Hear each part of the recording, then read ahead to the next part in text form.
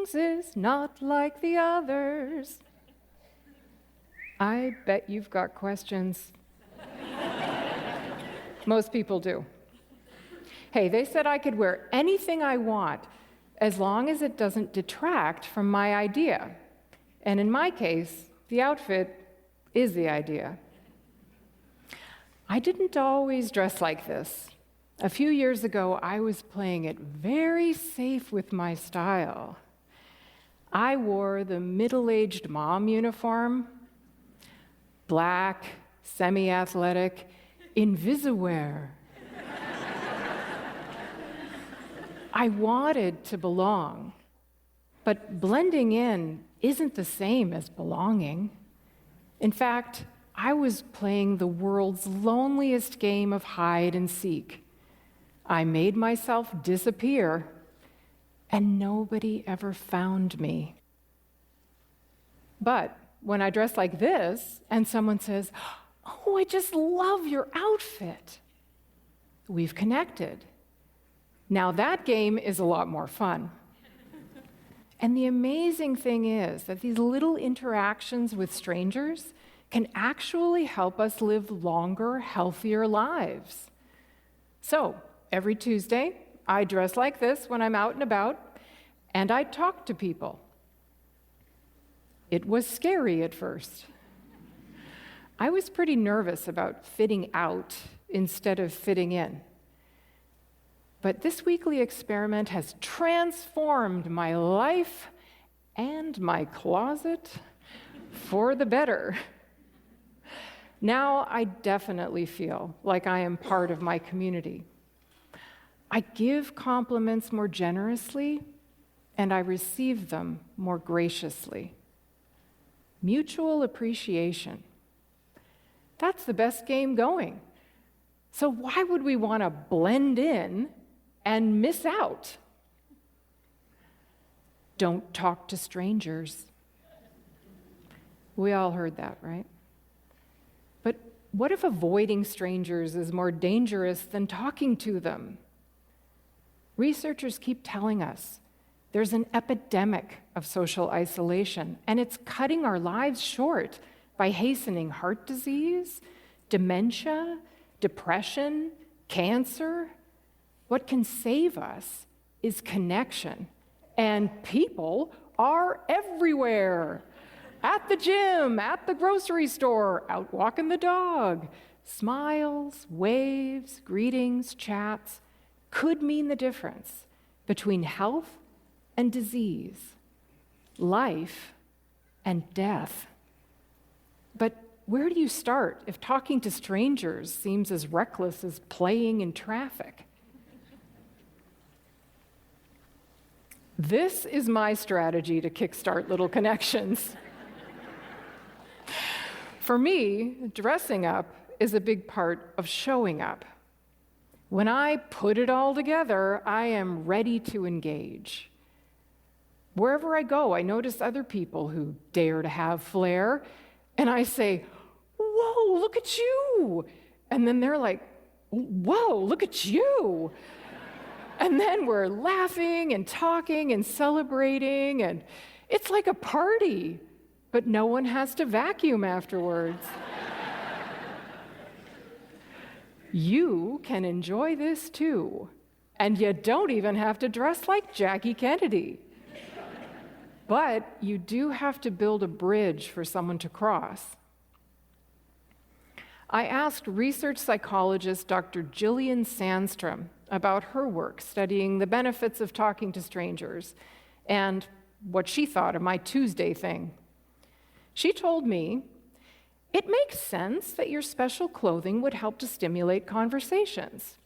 It makes people pay attention, and you can't have a conversation unless you first make eye contact. It gives people something to say to start the conversation, and my research suggests that people really feel like they need permission." Okay, how will you give permission? Maybe try adding one noticeable item at or above your collarbone. I call that the hello zone. It could be a pin or a flower, a shirt with a bold pattern or a fun logo, a cool hat, glasses that are amazing, or a dazzling backpack. Really, anything you wear or carry can spark a connection. There's a guy in Australia who walks around carrying a 4-foot papier-mâché carrot because it makes people smile and it helps him connect. Hey, it works. I think adding a little flair to your hello zone is an easier way to offer a bridge to a stranger. Hey, I'm wearing at least 5 bridges right now. You could wear one. And honestly, the fun of this gets addictive. But yeah, there are Tuesdays when I don't feel like doing this. When I'm stressed out or feeling low, I just want to stay home and have stuff delivered.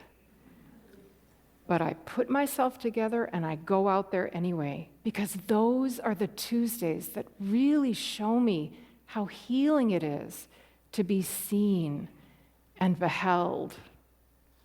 I love that word, beheld. When we are seen, we feel we belong. And belonging is the opposite of isolation. Every Tuesday, I'm just reminding myself that the cure for loneliness is right outside my door. So you might be wondering, why this particular style? Well, I've always been a fan of 50s fashion, but I wasn't wearing it to run my errands. But one Saturday in July 2019, I got all decked out in a polka dot dress and a pillbox hat and white gloves to help out with my friend's vintage fair. People chased me down the street to tell me how much they loved that outfit. Some even said that it made their day. Really? The clothes I wear can make someone's day? If I'd been schlumping around in my invisiwear, would anyone's day have been made? So I declared to the random guy next to me that I was making an official commitment to dress head to toe in a 50s outfit 1 day a week for a year. And I chose Tuesdays because nothing fun ever happens on a Tuesday. 8 months later, in March 2020, social distancing became an official way of life. Still, every Tuesday, I got dressed up. It confirmed my intention to be part of my community, even from 6 feet away. Back at home, I would put on something a little nicer than lockdown loungewear, because have you noticed? The clothes we wear can affect our mood, even our productivity. It's powerful stuff. Part self-care, part public service. Being splendid wasn't just keeping me afloat. It was lifting others. But for many people, months of social isolation, wearing only their pajamas, made style seem irrelevant. Yet they dreaded going anywhere, saying, "Oh, God, I hope nobody sees me like this."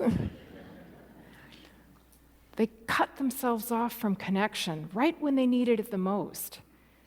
I think we got stuck in that pattern.